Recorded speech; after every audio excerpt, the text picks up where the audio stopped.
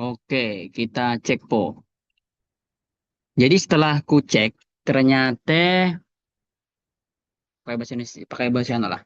Jadi setelah ku cek ternyata eh dia bukan cuman sekedar di rata-ratakan po. Ternyata dia ada pembobotan lagi. Nah, sebentar. Misal, eh kalau di PC dia punya bobotnya seorang. Kalau di misi dengan tujuan sebenarnya pembobotannya sama, walaupun di situ fungsinya beda kan. Maksudnya dia start dari M itu H gitu. Tapi sebenarnya secara pembobotan sama. Nah, maksudnya gitu po. Misal daya saing global dia dapatnya misalnya 100.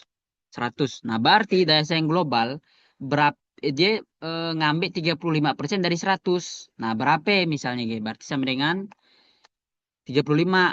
Nah, nanti misalkan si entrepreneurial leadership misalkan dapat 110. Nah, dia nak ngambil sebesar 25%. Jadi 25% dari 110 berapa? Misalkan adalah 27,5 misalnya ya. Misalnya berarti nanti ditambahkan 35 tambah 27,5 ditambah semuanya jadi dapatlah hasil final.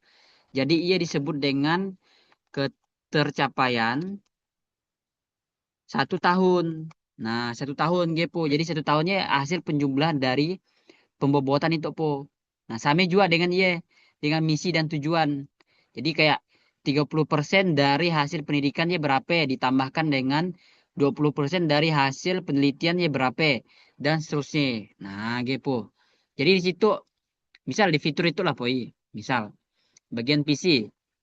Nah, misalkan ya di efek di AVG score misalkan kau ganti dengan misal ketercapaian tahunan misalnya. Jadi nanti formula yang IEPO.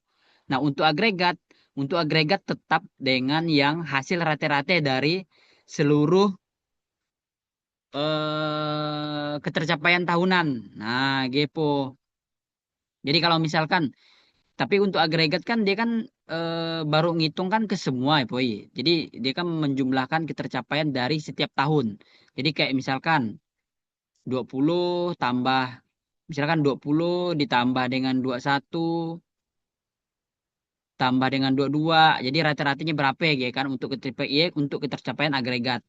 Nah, tapi untuk tahunan misalkan kita cek visi misi. Nah, visi nanti kan misalkan 2020.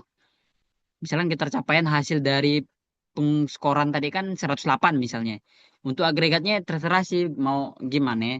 Atau mau disampaikan dengan tuh karena dia hasil menilai rata-rata pun boleh juga po.